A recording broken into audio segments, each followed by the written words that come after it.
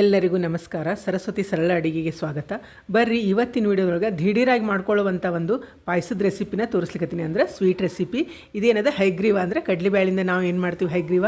ಇದನ್ನು ಅಗದಿ ಈಜಿಯಾಗಿ ಮಾಡ್ಕೋಬೋದು. ಇದೇನು ಸಣ್ಣ ಸಣ್ಣ ಹಬ್ಬ ಬರ್ತಾವಲ್ಲ ಅಂದರೆ ಅಮಾವಾಸ್ಯೆ ಹುಣ್ಣಿಮೆ ಹಿಂಗೆ ದ್ವಾದಶಿ ಇದ್ದಾಗ ನಮಗೆ ನೆನಪು ಅಥವಾ ಸಿಹಿ ತಿನ್ಬೇಕು ಅನಿಸಿದೊಳಗೆ ಸತ್ಯಕ್ಕೆ ನಾವು ದಿಢೀರಾಗಿ ಈ ಪಾಯಸ ಮಾಡ್ಕೋಬೋದು. ಹೆಂಗೆ ಮಾಡಿದೆ ಏನೇನು ಸಾಮಾನು ಬೇಕೆಂಬುದನ್ನು ಈ ವಿಡಿಯೋದೊಳಗೆ ನೋಡ್ಕೊಂಬರೋಣ ಅಂತ.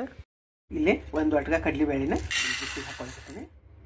ಸ್ವಚ್ಛಗೆ ತೊಳ್ಕೊಳ್ಳೋಣ ಅಂತ ಮೊದಲಿಗೆ ನೋಡ್ರಿ. ಕಡಲೆಬೇಳೆ ತೊಳ್ಕೊಂಬಂದಿನಿ ನಾನು. ಈಗ ಇದಕ್ಕೇನಾದ್ರೆ ಚಲೋತ್ನಂಗೆ ಮುಳುಗೋವಷ್ಟು ನೀರು ಹಾಕಿ 1 ತಾಸು ಏನದ ಇವನ್ನ ನೆನೆಸ್ಬೇಕಾಗ್ತದೆ. ಅಂದರೆ ನೆನೆದ್ರೆ ಚಲೋತ್ನಂಗೆ ಬೇಯ್ತಾವ. ಅದಕ್ಕೆ ನೆನೆಸ್ಲಿಕ್ಕೆ ಇಡೋಣ ಅಂತ ಮೇಲೆ ಮುಚ್ಚಿ. ಇಲ್ಲೇ ಕಡಲೆಬೇಳೆ ನೆನೆಸಿಟ್ಟಿದ್ವಿ ನಾವು 1 ತಾಸಿಗೆ. ನೋಡ್ರಿ ಚಲೋತ್ನಂಗೆ ನೆಂದಾವ. ದೀಡ್ ತಾಸು ಒಂದು 2 ತಾಸು ಗಟ್ಟಲೆ ನೆನೆಸಿಟ್ರು ನಡೀತಾವೆ. ಅಂದರೆ ಹಣ್ಣಗೆ ಚಲೋ ಬೇಯ್ತಾವ. ಈಗ ಇವನೇನದ ಒಂದು ಕುಕ್ಕರಿಗೆ ಹಾಕೋಣ. ಇಲ್ಲೇ ನೆನೆದ ಕಡಲೆಬೇಳೆನದ ಕುಕ್ಕರಿಗೆ ಹಾಕೋಣ. ಇದಕ್ಕೆ 1 ವಾಟಗಾದಷ್ಟು ನೀರು ಹಾಕ್ಲಿಕ್ಕತ್ತೇನೆ.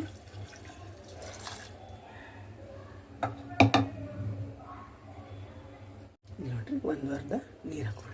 ಅಂದರೆ ಪೂರ್ಣ ಮುಳುಗ್ಬೇಕಿವು. ಇಷ್ಟು ಮೇಲೆ ನೀರು ನಿಂದಿರ್ಬೇಕಂದ್ರೆ ಕರೆಕ್ಟ್ ಬೇಯ್ತಾವ. ಒಂದು ಚಿಟಿಗೆ ಎಷ್ಟು ಅರಿಶಿನ ಪುಡಿ ಹಾಕೋಣ. 1 ಚಮಚ ಎಣ್ಣೆ ಹಾಕೋಣ.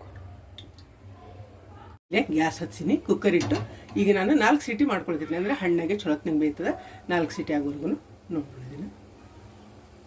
ಇಲ್ಲೇ ಒಂದು ಕುಟಾಣಿ ತೊಗೊಂಡು ನಾನು ಇದಕ್ಕೇನದ ನಾನು ಇಲ್ಲೇ 1 ಚಮಚದಷ್ಟು ಬಡೆ ಸೊಪ್ಪು ಹಾಕ್ಲಿಕ್ಕತ್ತೀನಿ. ಮತ್ತೇನದ 4 ಏಲಕ್ಕಿ ತೊಗೊಂಡಿನಿ. ಇವನ್ನ ಏಲಕ್ಕಿ ಏನದ ಸಿಪ್ಪಿ ಸುಲಿದು ಇದಕ್ಕೆ ಹಾಕೋಣ.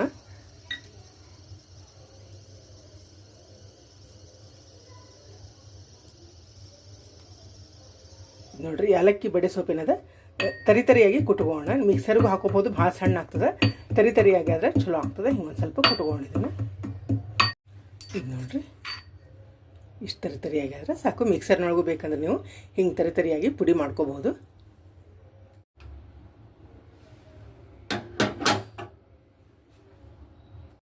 ನೋಡ್ರಿ ಬೇಳೆಲ್ಲ ಚಲೋ ಬಂದದ.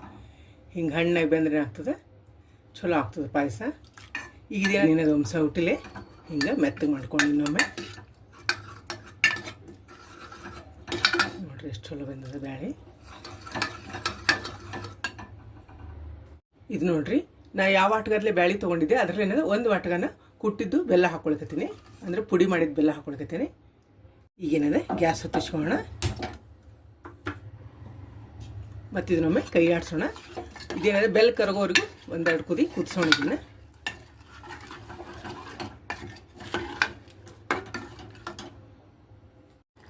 ಈಗ ನೋಡ್ರಿ ಚಲೋತ್ನಿಗೆ ಏನದ ಕುದ್ದದ ಮತ್ತು ಬೆಲ್ಲೆಲ್ಲ ಕರಿಯದ.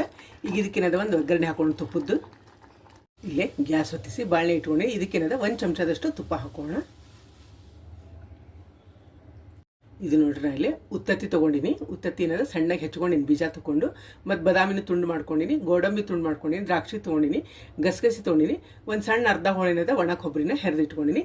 ಈಗ ಇದೇನದ ಅಷ್ಟು ತುಪ್ಪದಾಗ ಹಾಕಿ ಸ್ವಲ್ಪ ಬೆಚ್ಚಗೆ ಮಾಡ್ಕೊಳ್ಳೋಣ ಅಂತ. ಇದನ್ನ ಸ್ವಲ್ಪ ಬೆಚ್ಚ ಮಾಡ್ಕೊಳ್ಳೋಣ.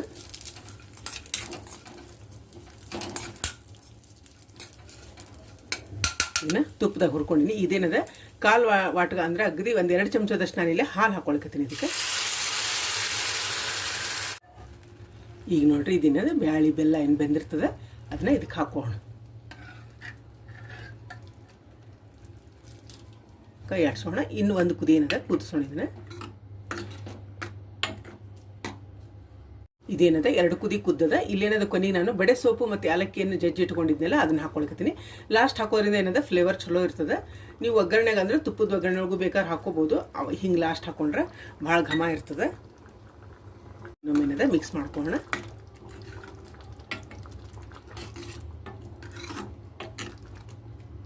ಈಗ ನೋಡ್ರಿ ಇದು 2-3 ಕುದಿ ಕುದ್ದದ. ನಾನೇನದ ಗ್ಯಾಸ್ ಆಫ್ ಮಾಡ್ಲಿಕ್ಕತ್ತೀನಿ. ಇದು ಕರೆಕ್ಟ್ ಅದ ನೋಡ್ರಿ. ಅದ ಇಷ್ಟಿತ್ತಂದ್ರೆ ಆರಿದ ಮೇಲೆ ಸ್ವಲ್ಪ ಗಟ್ಟಿ ಆಗ್ತದೆ. ಇಷ್ಟಿತ್ತಂದ್ರೆ ಕರೆಕ್ಟ್ ಅದ. ನೋಡಿರಲ್ಲ ಹೈಗ್ರೀವ್ ಮಾಡೋದಂದ್ರೆ ಕಡ್ಲಿಬ್ಯಾಳಿ ಪಾಯಸ ಮಾಡೋದು ಎಷ್ಟು ಈಜಿ ಅದ. ಮತ್ತು ಹಿಂಗೆ ಹಣ್ಣಾಗಿ ಬೇಯಿಸ್ಕೊಂಡ್ರೆ ನಿಮಗೆ ಪಾಯಸ ಏನದ ಏಕತ್ರ ಆಗ್ತದೆ ನೋಡ್ರಿ. ಕಾಳು ಒಂದು ಕಡೆ, ಬೆಲ್ಲದ ನೀರು ಒಂದು ಕಡೆ, ಹಿಂಗೆ ಆಗಂಗಿಲ್ಲ. ಹಣ್ಣಾಗಿ ಬೇಯಿಸ್ಕೊಳ್ಳೋದ್ರಿಂದ ಭಾಳ ಟೇಸ್ಟ್ ಆಗ್ತದೆ. ಮತ್ತು ಇದೇನ ದಿಢೀರಂತ ಮಾಡ್ಕೋಬೋದು. ಮಕ್ಕಳಿಗೆ ಸಿಹಿ ತಿನ್ಬೇಕು ಅನಿಸಿದಾಗ, ಅಥವಾ ನಮ್ಗೆ ಏನಾದರೂ ಸಿಹಿ ಬೇಕಂದಾಗ ಚಪಾತಿ ಜೊತೆ ಇದನ್ನು ಏನು ಪಲ್ಯ ಇಲ್ಲಿದ್ರೆ ಹಿಂಗೆ ಪಾಯಸ ಮಾಡಿಕೊಂಡು ಚಪಾತಿ ಜೊತೆ ಊಟ ಮಾಡ್ಬೋದು ನೋಡ್ರಿ. ಭಾಳ ಟೇಸ್ಟ್ ಆಗ್ತದೆ. ಇದೇನು ಸಣ್ಣ ಸಣ್ಣ ಹಬ್ಬ ಬರ್ತಾವಲ್ಲ ಅಂದ್ರೆ ಅಮಾಸಿ, ಹುಣ್ಣಿಮೆ, ಹಿಂಗೆ ನಾವು ಹಬ್ಬಕ್ಕೆ ಏನದ ಹೋಳಿಗೆ ಕಡುಬು ಮಾಡ್ಕೋತ ಕೊಡೋಕ್ಕಿಂತ ಹಿಂಗೆ ಒಂದು ದಿಢೀರಾಗಿ ಒಂದು ಪಾಯಸ ಮಾಡ್ಕೊಂಡ್ರೆ ಭಾಳ ಟೇಸ್ಟ್ ಆಗ್ತದೆ. ಈ ವಿಡಿಯೋ ನಿಮಗೂ ಎಲ್ಲ ಇಷ್ಟ ಆಗಿದೆ ಅನ್ಕೊಂಡಿರಿ. ನೀವು ತಪ್ಪದೆ ಟ್ರೈ ಮಾಡಿರಿ. ಮತ್ತೊಂದು ಸಾಂಪ್ರದಾಯಿಕ ಅಡಿಗೆಯೊಂದಿಗೆ ಭೇಟಿಯಾಗೋಣ. ಶ್ರೀರಾಮ ಸಮರ್ಥ.